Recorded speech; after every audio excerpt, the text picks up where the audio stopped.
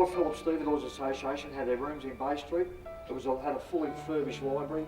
It was a licensed premises. They had 2 pool rooms.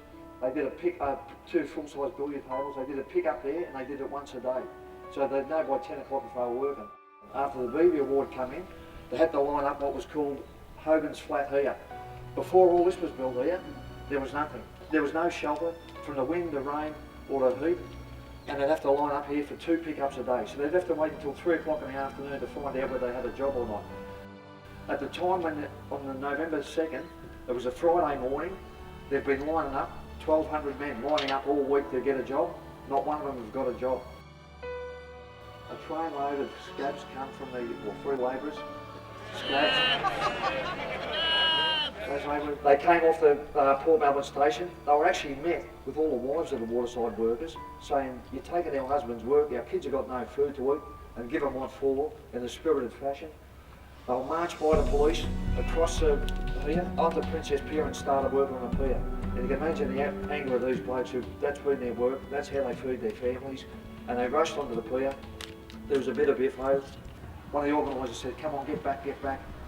When the Chief Inspector Mossop ran up with him behind with a cane, started whacking him over the head and calling him for everything. So the blokes turned.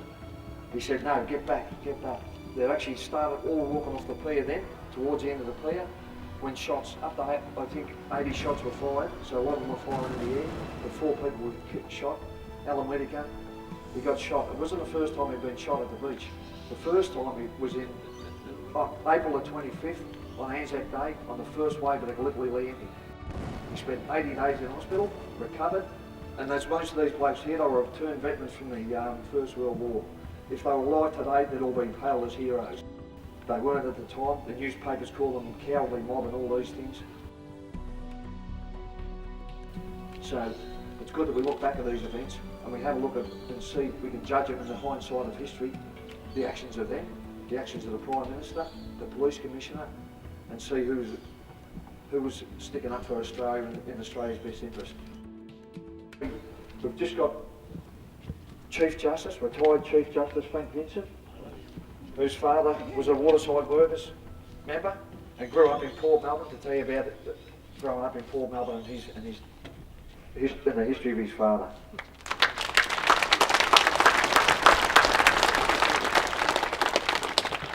Never quite cracked the Chief Justice job, but that was their mistake, I think. It's interesting to hear these events described as history, because they're not history to me. I was born in Port Melbourne less than 9 years after these events. Members of my family, of course, were on the picket line at the time that they occurred.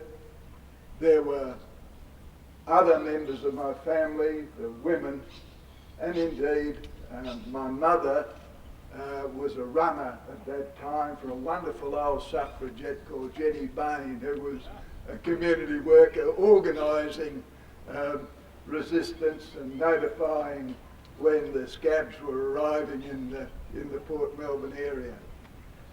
It was a devastating time for people.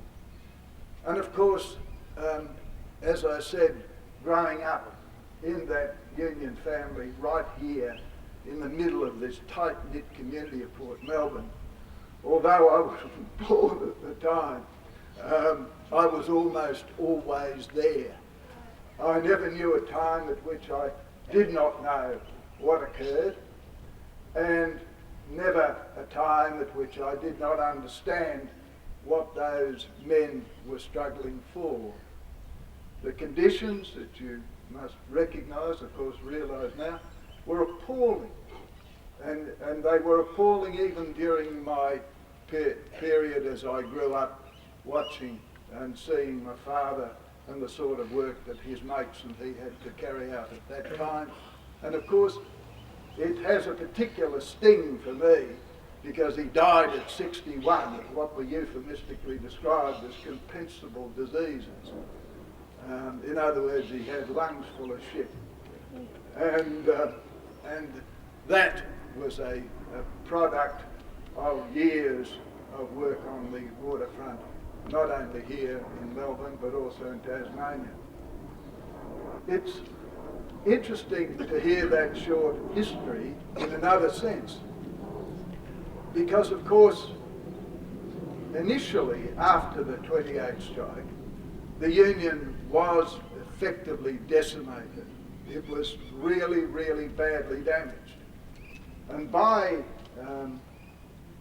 1934, there were only a little over 800 members left in the Melbourne branch of the Waterside Workers Federation.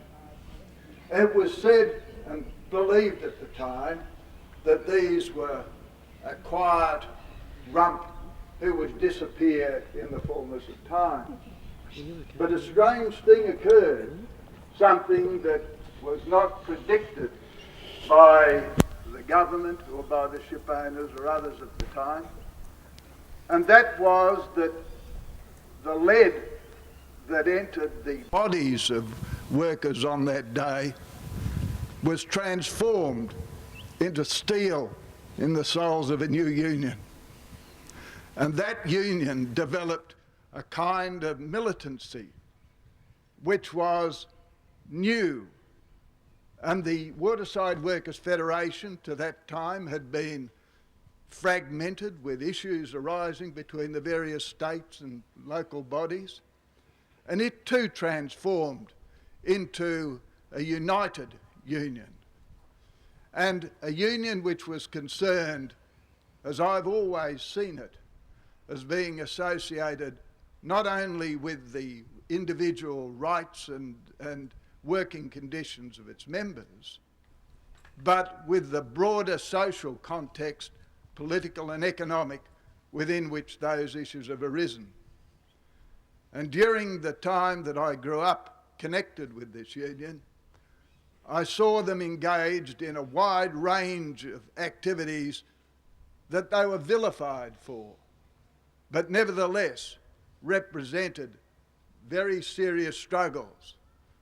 The struggles which were taking place against the colonial powers in Asia. The Waterside Workers Federation early became involved in the enforcement and protection of Indigenous rights. You saw lots of activities with respect to the work and solidarity with the broader trade union movement and broader social issues in a way which was new, and I think very, very represents a history and a tradition of which we can be extremely proud. I think my favourite Waterside strike occurred in about 1956. After an enormous amount of industrial dispute and years of struggle, double shifting was finally being outlawed, and men were no longer required to work the extraordinary hours in order to finish boats and so forth.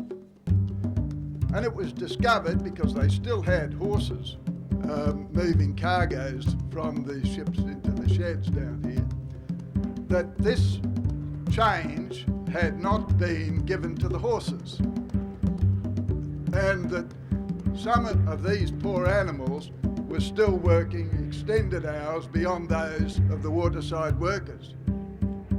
So what the men did was put paint on the hooves of some of the horses to check to see if the horses were being double shifted. They then discovered that they had been, and so they went on strike for the horses. And the proposition that they put forward was that if men have to work like horses, then horses shouldn't have to work longer than men. But it is a proud tradition, and it's one which I have been honoured to associate myself with over the years. I've now just retired from the Supreme Court bench, but I suspect that I will remain the only judge who is a life member of the MUA.